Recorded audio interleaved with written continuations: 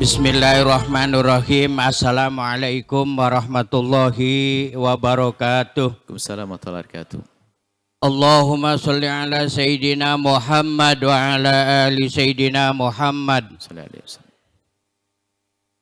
Maaf Buya, kami orang awam dan pernah ditanya di kampung.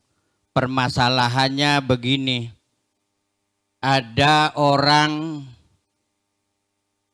mengandung di luar nikah, lalu ada yang mengawininya, lalu pertanyaannya boleh tidak menggaulinya, sebab apa, di kampung saya di sana ada ya orang ngerti atau ustadz melarangnya sebelum melahirkannya. Mohon pencerahannya.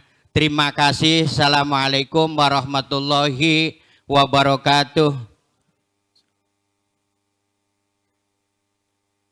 Yang perlu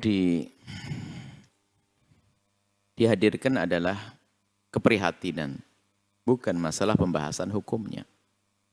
Keprihatinan bagaimana terjadi hamil di luar nikah, berarti terjadi perzinaan. Kalau sudah hamil berarti bukan zina sekali, bisa berkali-kali zina. Kesedihan seharusnya, kan begitu. Semoga Allah menjauhkan dari perzinaan, menghinakan, hina sekali, kasihan. Dan memang wanita itu perlu ditolong. Cara menolong bermacam-macam. Apakah menolong dia harus menikahinya? Nah ini. Apakah menolongnya harus menikahinya? Kalau menolong bisa saja menempatkan dia di tempat yang mulia. Dan ingat juga, ini kesalahan sebagian orang tua. Kalau sudah tahu anak gadisnya dihamili sama orang, maka dikejar orang itu. Dengan bahasa yang sudah biasa di masyarakat, kau berbuat, kau bertanggung jawab. Ini orang tua gila kadang-kadang. Kenapa? Yang menghamili orang jahat kurang ajar. Akankah anaknya sudah terdolimi begitu langsung diserahkan kepada orang jahat itu? Ini gara-gara kalimat yang sudah di masyarakat. Kau berbuat, kau bertanggung jawab. Innalillah. Sudah jahat begitu mau dikasih putrinya. Baik. Maka yang perlu dipahami adalah bagaimana menyelamatkan anak gadis ini. Dia berat, dia beban, ada kandungannya. Kalau dia putus asa, na'udzubillah, dia malah mungkin dia jadi pezina di luar sana. Atau na'udzubillah, membunuh anak, macam-macam. Sampai kita menemukan bagaimana ada bayi dibuang di tong sampah dan seterusnya. Kita perlu menolong. Yang jelas semuanya harus waspada. Hei wanita, jangan mudah tergoda dengan kaum pria. Hati-hati, zina, ada pintu halal. Kenapa harus berzina? Nah kemudian setelah itu, kalau ada orang menikahi orang yang dalam keadaan hamil, lihat. Kita bicara tentang madhab kita Imam Syafi'i. Bicara tentang madhab fikih. Madhab fikih. Sebab larangan menikah dalam madhab Imam Syafi'i adalah kalau laki-laki perempuan itu adalah punya suami atau dalam masa iddah. Atau hamil tapi punya suami. Jadi waktu orang hamil tidak boleh dinikahi karena bersuami. Sehingga dalam hamil itu dia masa iddah. Itu adalah iddah. Itu iddahnya masa menanti karena ada hubungannya dengan suaminya. Tapi jika wanita itu adalah tidak punya suami, maka lihat, tidak ada iddah dalam mazhab Imam Syafi'i. Berbeda dengan mazhab Imam Ahmad bin Hanbal, lain cerita dalam hal ini. Ulatul ahmali itu ayyadna hamlahunna itu adalah kalau punya suami. Tapi untuk Imam Ahmad diambil sama. Jadi waktu orang hamil tidak boleh dinikahi. Pendapat Imam Ahmad sah. Akan tapi yang menikahi bagaimana? Karena memang dalam pembahasan fikih adalah selagi dia tidak bersuami, maka boleh dinikahi. Sah secara hukum.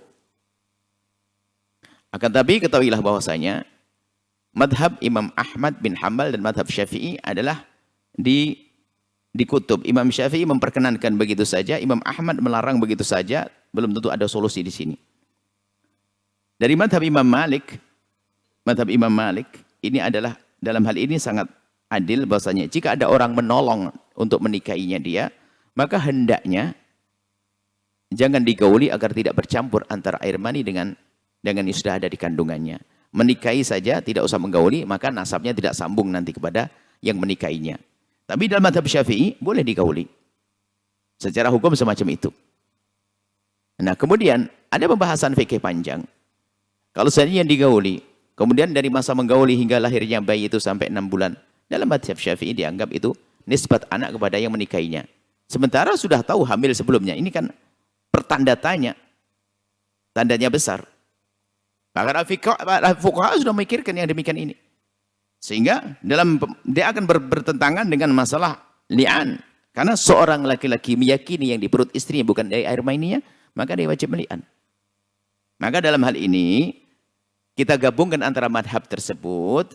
Pertama, mungkin laki-laki itu ingin menolong wanita tersebut. Menolong wanita tersebut. Kemudian, tidak menggaulinya. Itu menjaga, yang penting mungkin dia terhormat, biar tidak cemar namanya dan sebagainya, menikahi untuk memuliakan, menjaganya, nikahi dia. Dengan cara tidak menggauli, itu seperti madhab Imam Malik. Dan madhab Imam Syafi'i juga, selagi sudah ada bukti kandungan, ada yang dikatakan madhab Syafi'i, bisa digauli dan nasabnya tidak akan sambung, biarpun lebih 6 bulan. Ini adalah pendapat. Artinya, sah dinikahi menurut pendapat, sah menikahi menurut pendapat. Bukan Imam Ahmad bin Hanbal, pendapat Syafi'i. Dan juga sah digauli. Dalam hal ini, dan tidak akan mansub, tidak akan sambung nasabnya kepada yang menikahi selagi itu bukan dari air maninya. Ya, ini jadi supaya saya ingin menyampaikan supaya tidak terjadi keributan. Jadi ustadz yang melarang menggauli itu adalah ada sandarannya juga supaya tidak bercampur aduk. Yang memperkenankan pun juga bersandarkan pemahaman. Tapi yang perlu difahami di sini bukan masalah boleh tidak boleh. Ikut mengatakan yang boleh juga boleh, yang mengatakan tidak boleh boleh. Yang penting adalah tujuannya itu loh jelas. Jangan sampai menikahi untuk manfaatkan kesempitan hanya untuk senang-senang saja, setelah itu mau dibuang, naudzubillah.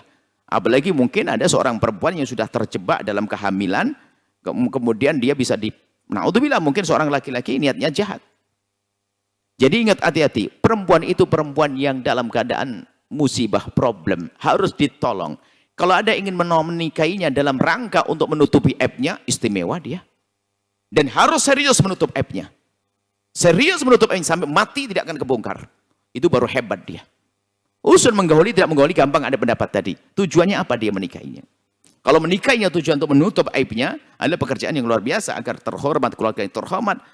Janji dari Allah melalui lisan Rasulullah, yang biasa menutup aibnya orang akan ditutup aibnya.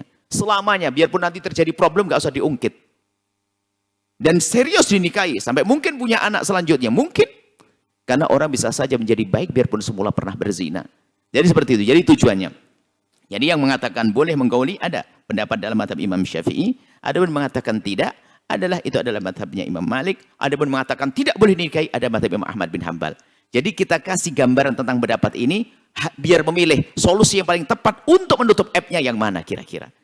Bisa jadi tidak harus dinikahi, akan tapi bisa saja diarahkan ke sebuah tempat, dihormati dia, dikasih pemahaman dan sebagainya, lahir bayi tanpa ayah, tapi tidak harus diungkap. Ayahnya bisa saja diakukan dengan atas nama. Yang penting harus ada upaya, harus cerdas. Seorang ulama di dalam menyelesaikan problem ini, seperti itu. Jadi nggak usah bingung, yang penting tujuannya apa. Bukan untuk meres dia. Sebab ada orang mau menikahi meras, untuk menutup. Aku nutup. Setelah itu habis nutup dikasih duit, bongkar juga. Na'udzubillah. Dan ini problem di masyarakat ini, problem seperti ini. Akan tapi, kenapa para wanita tidak banyak mengambil pelajaran dari ini semuanya? Kejadian-kejadian ini banyak sekali terjadi. Karena kebodohan. Karena nuruti hawa nafsu, nuruti syahwat. Dan semoga Allah menjaga kita semua daripada kehinaan-kehinaan itu. Wallahu a'lam bishawab. Sahabat Al-Bahjah TV, setelah menyaksikan video ini, jangan lupa bersolawat kepada baginda Nabi Muhammad. Shollu ala Nabi Muhammad. Allahumma sholli alaihi wa ala alihi wa sahbihi.